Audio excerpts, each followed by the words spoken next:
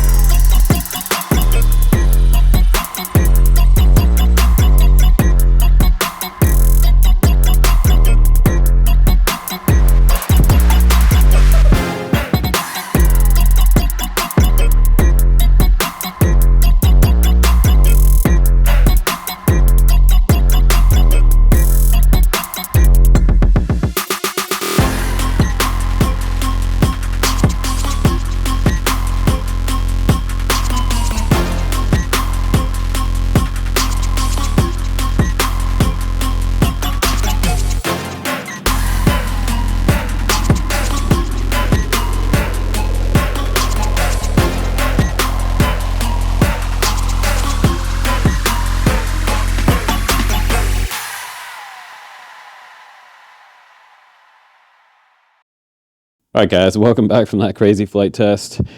It did survive, which is awesome. This is the box that you get. Inside the box, it looks like a pretty nice display. They got this little cover card here. You pull that off and your quad is here. We've got some extra cables in here, as well as a little decased GoPro mount that goes with 3 bolts on the very front of the quad, which is kind of nice, 3 M2 bolts. We have some service cards in here. We have some extra hardware as well for the camera mount. Some extra hardware there, and another card here. Well, actually, more stickers. And we have the 20x20 gem fan props. These are the 5-blade cinema props that come along with it. So you get 2 sets in the box. Those are ducted 51mm fan props. Quad on the scale by itself with the VTX, the DJI 3 version comes in at 148.7 grams. With a 4S 720 milliamp battery, that's going to get you up to around 216.3 grams total takeoff weight. And this quad does come in an analog version. It starts out at $149, which is great these days for any type of FPV drone. Even though this one's a little 2-inch Cinewhoop, it's great for beginners because it has a pretty durable prop guards. I crashed it twice into the trees, all the way down through the top of one of the trees. And recently I seen Brandon Beans crash his Avata 2 down through the trees, and these prop guards didn't survive that. They are kind of eggshell thin, very similar plastic inside this as like the same as the DJI Mini 4. So this one is going to be quite a bit more durable than the Avata. And it also has that DJI 3 version, which I have, and that one comes in at $399 with a Crossfire Nano. You can also get ELRS 2.4G receivers. It is a props out configuration type of propeller setup, and we do have pretty good shrouding around the DJI 3 camera all the way around, basically on 3 sides, 1, 2, and 3. It has a little bit of a bar in the front, and it's part of the prop guards, and it does have a little bit of open space on the bottom right there. So, but these cameras are pretty thick, and they're pretty well protected by the shell that DJI puts on these cameras. You also have a dissipation heat sink on the bottom for heat dissipation coming off the bottom of that 03. So I did feel, when I picked this quad up and I was running it outside today, I did feel that there was some heat coming off of this. So that's a good sign that this is pulling extracting the heat out from the 03 VTX. On the bottom, we have a variety of screws that can be released, and this is a 2-part situation here. When you pull this off, your DJI 3 and your camera come off together, and they're all in one piece. That allows you to be able to get to the flight controller quicker and access it quicker. Also on the top, I couldn't get to my VTX or my receiver in the very back right here. They have an access hole for the Immortal T back here going to your Crossfire Nano, but the problem was that it wasn't lined up with the hole, and I couldn't get my bamboo skewer in there to push the gold button to be able to bind this up to my TBS Crossfire module. So that's one thing you want to think about there. But inverted motors, it flies really pretty good. It could freestyle a little bit better if it had upward facing motors, but for cinema, it's pretty much what this is made for. And when I was flying it outside today, I really was pushing it kind of beyond what it's designed for. And I only saw a little bit of washout characteristic on that super high dive when I flew through the top of the tree. I didn't put enough throttle in, and I thought I was going to have enough throttle, but then again, this is a 2-inch quad. This is not like a 3-inch. If I'd had 3-inch and a little bit bigger motor, I would have just zipped above the tree and kept, swinging around the yard. But since this is such a small quad, the speed of it is kind of deceiving, because once you get really ripping with it, you feel like you can do anything. And again, these are 1303 motors. They're 5500 kV, and these are branded Hglrc Spectre motors. And again, they are inverted with 4 bolts on the top plate. And it does appear that it has that sort of carbon composite kind of top over this unibody, which makes it look extra nice. A lot of the companies have been doing this look lately. I believe iFlight was one of the first ones, and now I'm seeing Hglrc do this. Also DJI and other companies do this to make it just look a little bit nicer than just kind of plain carbon fiber on the top of the quad. It really does give it kind of a nicer look. And I mentioned to you guys before that you can put a 4S 850 milliamp pack on this quad, and yeah, there it is. It looks gigantic, but if you want to get the longest flight time, and if you're doing some straight ahead cinema flying, I believe you're going to get around 6 to 7 minutes, maybe even 8 minutes with an 850 on top, because I was still able to get around 5 minutes flight time just flying it with something like a 4S 720 doing some freestyle. And generally when I'm flying acro, I eat up the battery a lot quicker, so it did pretty good. So I'm suspecting that we could definitely squeak out with somewhere between 6 and 8 minutes with an 850, depending on what the weather's like outside. It's even still under 250 grams with a 4S 850 milliamp pack, so that is pretty awesome. It's 242.1 grams total takeoff weight with the 4S 850 on board. Now, to get to your flight controller, there is a micro USB port right underneath the strap up here, and it's level on top of the board. They have these nice little stickers here where everything is very similar to iFlight, how they put stickers everywhere to let you know what things are. And if we take off the bottom bolts here, it should allow us access to the VTX. So if you were going to upgrade yours to, say, a DJI 03 later, if we take these bolts off the bottom, it should come off. Last time I took 5 bolts off the top to get to my RX on the top because my receiver was pushed too far forward for me to be able to get to the bolt, so I had to take those top bolts off, and it comes apart and it doesn't feel like it's a mess when it comes apart, which is kind of nice. So 6 bolts on the bottom, and let's see what this releases. This should show you the inside of this quad as carefully as I can, removing that, and yeah, that's cool. So we've got the VTX antennas running here to this, and we could push that up a little more actually. Having it down further gives you a little more clearance if you're trying to make gaps though. And you can see we have access to the flight controller now. And this is cool. They put a little harness here with a plug. That means that we can unplug the DJI unit. And I haven't seen one of these yet. They usually just plug into the side of the flight controller. And this one's actually soldered down here. And if we want to do some maintenance, we could pull this off, pull these antenna wires off, and we can pull this whole thing off and replace it if we need to. So it has its own little spot with the camera intact, and it's not stuck to the frame here. So it's actually mounted to the bottom plate, which is really different than what I've seen previously on these designs. So as quickly as that, we plug this back in, make sure that's seated nice, and then we put it back on. And just make sure we're not pinching any wires, including the VTX back there. I'm just going to pull that up so nothing's being pinched. Once I feel it's seated, I can start putting my bolts back in. That's pretty easy. And in the very back on the left-hand side of the quad underneath, we have this little rubber port right here, and it's kind of fitting perfectly here to have access straight to your USB-C port for your DJI 3 VTX and your SD card.